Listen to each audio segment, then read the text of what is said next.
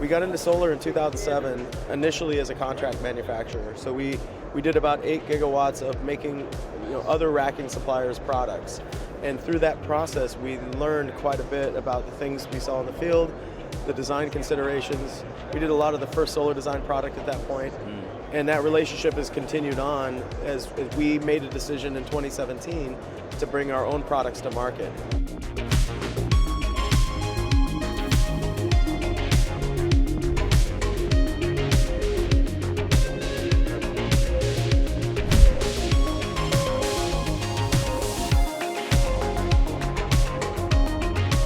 I'm live here on the show floor at RE Plus Northeast in Boston with Eric Goodwin, Director of Business Development, and Matt Kessler, Director of Solar Technology for OMCO Solar.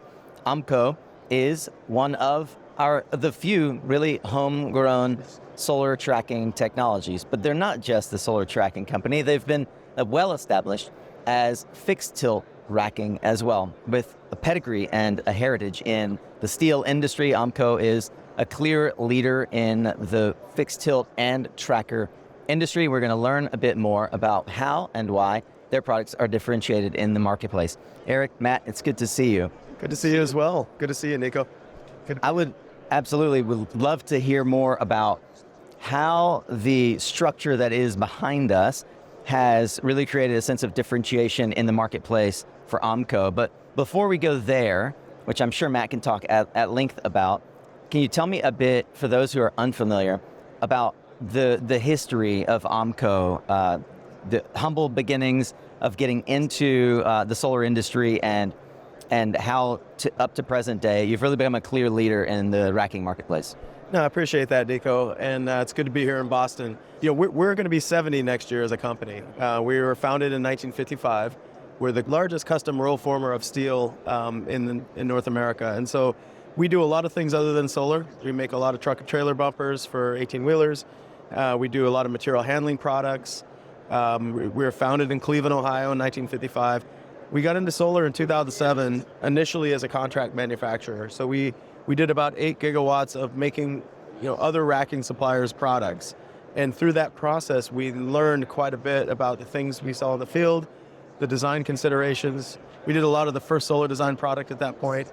And that relationship has continued on as we made a decision in 2017 to bring our own products to market. So now we're about 2.5 gigawatts into OMCO products. The majority focus has been on the fixed tilt. We did about a little bit over a gigawatt last year in fixed tilt, and then we launched our tracker product in 2019. And the strategy behind that was to walk before you run. So we've now got 140 plus projects of under 10 megawatts that are running at world-class level. And so now we're entering the utility scale market, and I'm super excited about that opportunity. And it was never about capacity, because with our recent announcement of a 6th manufacturing facility in the U.S. In Huntsville, Alabama, we now have approximately 10 gigawatts of annual capacity out all U.S., all domestic manufacturing. And one of the other differentiators is we are the only tracker supplier to the U.S. market that makes every structural component in our own factories ourselves, including torque tubes in our Phoenix, Arizona plant, where Matt and I are based, and also in our Pearson, Indiana plant. So we're excited. It's we're in the right industry, and we're excited about continuing to grow in that respect. Matt, I know that. As Eric said, you wanted to walk before you run. So the fixed tilt, which is fewer, no moving parts, it's fewer issues to worry about from a technology development perspective. Yet you've introduced now the tracker. Talk to me about the process for you of taking the work that went into the fixed tilt product and the knowledge that your customers are supplying about what's missing in the tracker market, and integrating that into a tracker product that now your customers are bringing orders off the line for. Well, one of the things we learned with fixed tilt is the importance of factory pre-assembly. So on the fixed tilt product, we do as much pre-assembly in the factory as possible. It reduces the cost, it reduces the number of fasteners that the customer has to touch in the field, reduces the assembly time in the field. And we do that same thing with the tracker, with both the bearings, with the module mounts, with everything that we can do in our factory. The other thing we learned with fixed tilt is how often you see a site that just isn't as flat as you wish it was. And with fixed tilt, it goes east-west. You have to have a way to articulate the fixed tilt rack, keeping electrical continuity and mechanical continuity, but following the terrain. And now we're doing the same thing with trackers using different tools and different tricks, but we can follow a lot of land and a lot of terrain without adding to the assembly time, without adding to the complexity of the tracker, but by how we design it and customize it to each piece of land.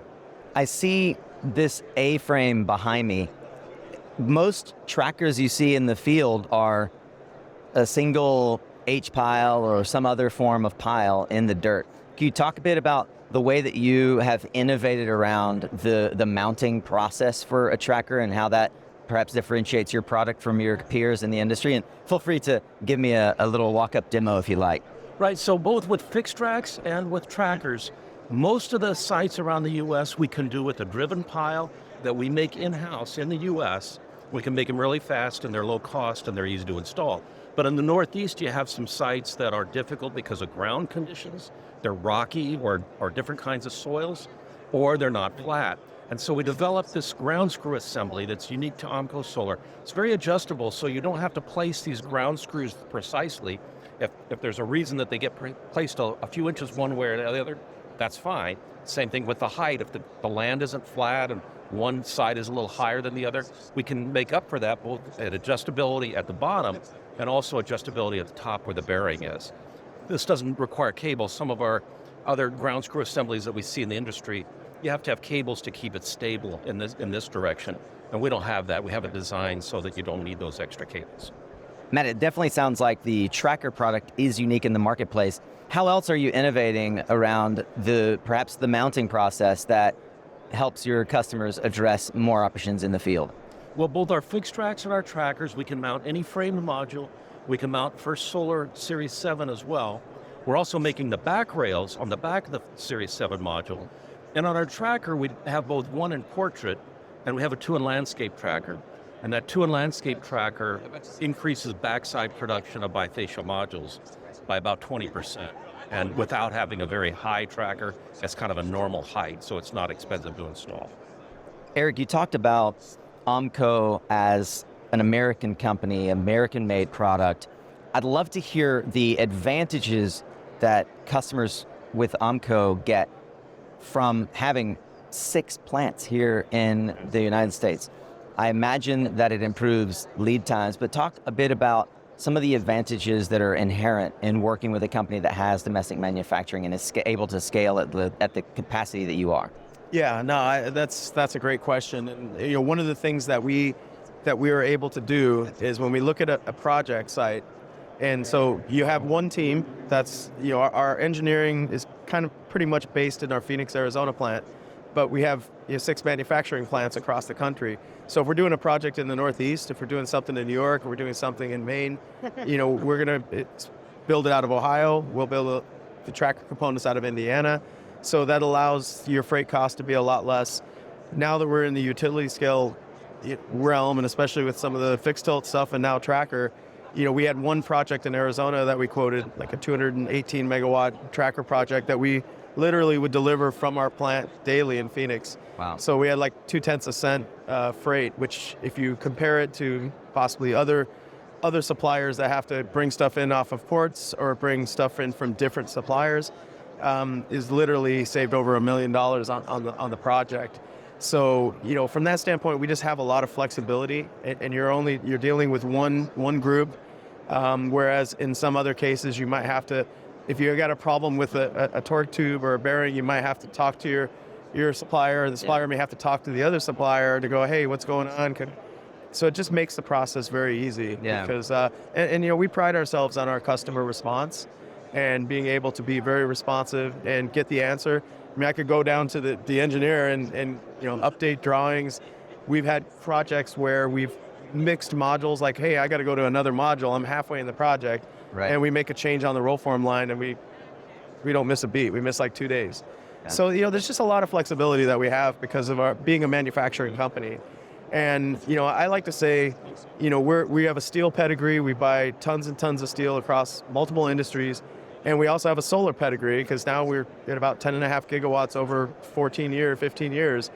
Whereas, maybe some others are have to buy steel, right? And so, we have some really good relationships with some of the bigger steel providers, and we try to leverage all the different industries that we work through. And solar goes up and down. We know that over the years, and we've had a chance to kind of absorb some of those changes. When the market's down, it allowed us to take 2 years, year and a half, 2 years to go from making everybody else's stuff to making ours. And if we didn't have those diverse markets and profitability, we wouldn't have been able to do it. Supply chain is a buzzword. It's definitely something that folks are really concerned about. Matt, I'm wondering on the technology side, what feedback you get from customers around the value of that one-stop shop and supply chain advantages. And I'm also curious if you all could speak to, either of you, the comparison or the relative length of turnaround time one might expect in, let's say, a traditional scenario or a typical scenario, and compare that or contrast that with the experience that a customer gets through OMCO. Well, so our typical lead times on fixed tracks are maybe 4 to 8 weeks, trackers 8 to 12 weeks. We can ship the foundations out sometimes sooner than that. We've had people on a site that somehow damaged a foundation and came up one post short, and we were able to make it on a second shift that same day and ship it out. Our competitors couldn't do that. They'd have to order a bunch of them from a supplier somewhere, and so there'd be a lot of shipping time, could be weeks or months, and a lot of cost. But because we make it ourselves, we can do all that. So we almost always win on lead times and shipping cost. We also, because we have 6 plants around the US in Alabama, Arizona, Ohio, and Indiana, we can make things at the plant that's closest to the site and minimize shipping cost, and that sometimes is a big advantage. Eric, as a final question, a lot is said about domestic content. We've talked here about the manufacturing plants, 6 plants that you have in the US, that you're the only domestic manufacturer that produces all of your components here in the US. And we mostly hear folks talking about batteries or solar panels or inverters and the incentives in the IRA that come along with domestic content for that. But what about racking? Is there something that folks would want to know with regards to how tracker or steel is treated within the IRA, or other incentives that are worth noting where domestic content really is a key differentiator? Yeah, absolutely. When you look at, so there's a couple pieces of the IRA. There's the domestic content adder, so it gives you the 30% ITC, plus you get the 10%. I know there'll be a test on this later. And then there's the 45X piece, which we did get Treasury guidance pretty clearly a couple months ago. And the 45X gives you a tax credit for making certain products, steel products, in the US. Okay. And kind of the 2 things they look at are torque tubes, and they look at fasteners, which would be a bearing or a module mount or connector. And being the fact that we make our own torque tubes, we're able to incorporate that credit and incorporate it into our pricing, which helps us be more competitive. We kind of help pass that on to the customer, if you will. And so when you look at maybe other suppliers to the market, they're either contracting it and maybe they're splitting that with the actual contract manufacturer, or there's other ways of looking at that. And then the other overall Treasury guidance, we still have a lot of holes that we're trying to understand. But when you look at, and one of the reasons that I believe we won the first solar Series 7 back rail award is because of the domestic content. You put an OMCO product with a U.S. module manufacturer, you have a really nice situation. Yeah. And as I say that the meaning is we've always done this, right? Yeah. We were going to make T-shirts saying that we were U.S. manufacturing before it was popular. We might still do that. But that being said, it's exciting to see what everybody else is doing too to try to get to that point, because it helps our industry. But we've just always done it, and so there is a little bit of advantage for us, and we can add value to our customers by having that capability. Yeah, it's clear when you talk about what the 45X and other domestic content rules infer for savings.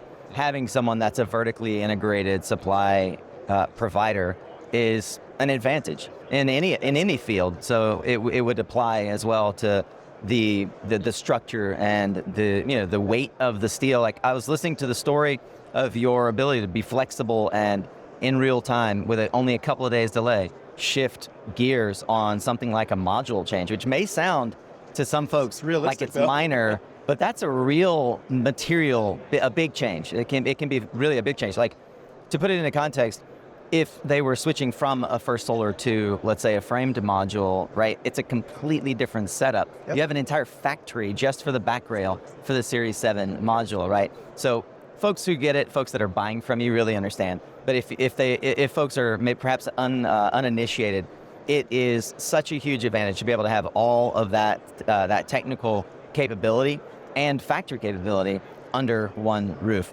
It's clear to me that OMCO is now no longer crawling or walking. You're in a dead sprint, and it seems like you're headed towards the front of the line. You certainly are already there with regards to the domestic content and being a U.S. leader in steel production.